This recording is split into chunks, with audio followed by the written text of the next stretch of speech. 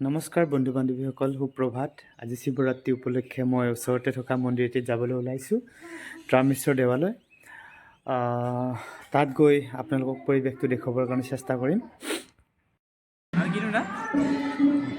আৰু হেৰি দিয়া, তোমাৰ তেল এইটোতো ঘি দিলা ন, তাৰপিছত আৰু ধূপ দিয়া এটা। আমি আহি পালোঁ, মন্দিৰৰ দুৱাৰমুখ পালোঁ আহি। এতিয়া ভাবিছোঁ মন্দিৰৰ ভিতৰৰ ফালে যাবলৈ চেষ্টা কৰিম। এয়া মানুহ বহুত আহি আছে আৰু কিছুমান ৰাতিপুৱা আহি গ'ল।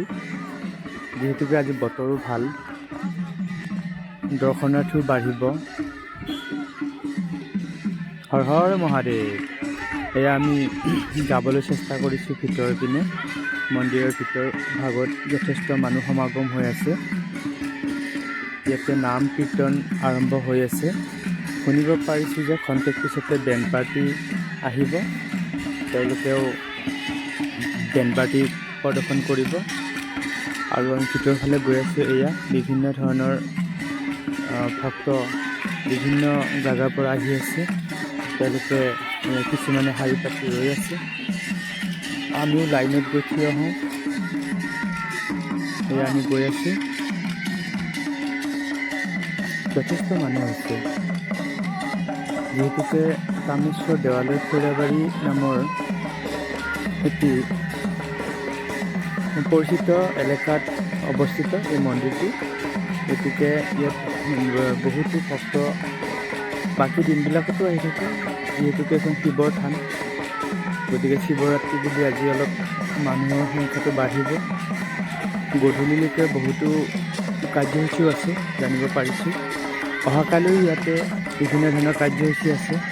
গতিকে আমি আজি আহিলোঁ ইয়াতে দৰ্শন কৰিবৰ কাৰণে। ইয়াতে বিভিন্ন ধৰণৰ দোকান বজাৰো আৰম্ভ হৈছে। যিহেতুকে ভক্ত সমাগম যথেষ্ট হয়, সন্মুখত চাকি বন্তিৰ দোকানো হয়।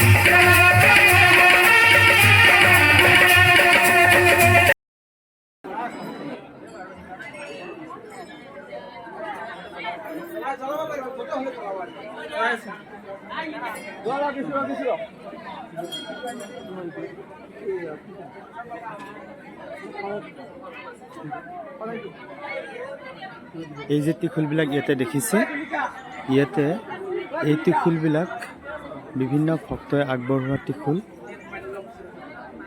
এই আপোনালোকে দেখা পাইছে বিভিন্ন ধৰণৰ ত্ৰিশূল আছে।